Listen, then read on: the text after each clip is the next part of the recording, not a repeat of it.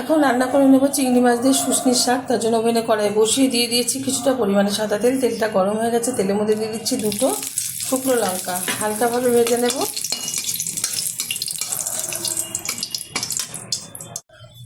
ভাজা হয়ে গেছে হালকাভাবে। এখন দিয়ে দেবো হাফ চামচেরও কম হলুদ গুঁড়ো, দিয়ে দিচ্ছি ধুয়ে রাখা চিংড়ি মাছ।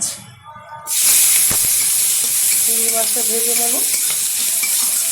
এই শাকের মধ্যে কিন্তু আপনারা একটু রসুনের সম্বাদ দিতে পারেন ফোড়নে, বা পেঁয়াজও দিতে পারেন। আমি যেহেতু চিংড়ি মাছটা দিয়েছি সেই কারণে আমি দুটোর একটাও ব্যবহার করলাম না, তাহলে কিন্তু শাকের মধ্যে যে চিংড়ি মাছটা দিয়েছি তাহলে ফ্লেভারটা আসবে না, তখন রসুন আর পেঁয়াজেরই আসবে। সেই কারণে আমি শুধু চিংড়ি মাছ দিয়ে করে নিচ্ছি, যাতে শাকের মধ্যে চিংড়ি মাছের ফ্লেভারটাই আসে আর ভালো লাগে খেতে। ভাজা হয়ে গেছে, এখন দিয়ে দিচ্ছি এর মধ্যে শুশনির শাক। ভালো করে দিয়ে পরিষ্কার করে নিয়েছি। এখানে এক আটি শুশনির শাক আছে, যাদের যতটা লাগে সেই পরিমাণে কিন্তু তারা ব্যবহার করবেন শাকটা। দিয়ে দেবো সামান্য পরিমাণে লবণ, নেড়ে ছেড়ে নিচ্ছি। হাই আছে কিন্তু শুশনির শাকটা আমি রান্না করে নেবো নেড়ে ছেড়ে।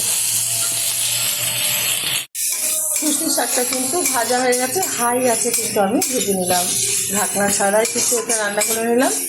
শাকটা হয়ে গেছে, নামিয়ে ঢেলে দেবো একটা পাত্রে। গরম গরম ভাতের সাথে এরকম গরম গরম শুশনির শাক সার্ভ করবো। আপনারা অবশ্যই ট্রাই করবেন, আশা করি ভালো লাগবে।